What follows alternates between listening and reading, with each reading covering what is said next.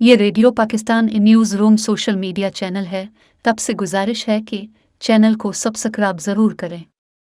Pakistan civil aviation authority نے بیرون ملک سے آنے والے مسافروں کے لیے نئے SOPs جاری کیے ہیں۔ منگل کو پاکستان سول ایویشن اتھارٹی کی جانب سے جاری کیے گئے مراسلے میں کہا گیا ہے کہ یہ نئے ضوابط 9 اگست سے نافذ ہوں گے۔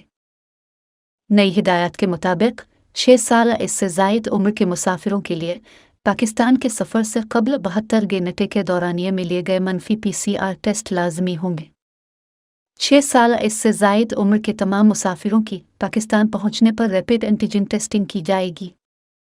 وہ مسافر جن کی عمر 6 سے 12 برس کے درمیان ہے، ان کے ٹیسٹ مثبت آنے کی صورت میں انہیں سول انتظامیہ کی نگرانی میں گھروں میں قرنطینہ کیا جائے گا۔ 12 برس سے زائد عمر کے مسافروں کے ٹیسٹ مثبت آنے کی صورت میں انہیں رائج سہولیات کے تحت قرنطینہ کیا جائے گا۔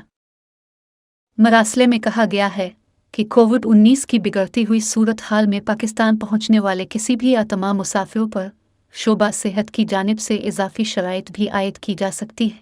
پاکستان سول ایویشن اتھارٹی کی جانب سے تمام بین الاقوامی ایئر لائنز کو اس حکم نامے پر سختی سے عمل کی ہدایت کی گئی ہے۔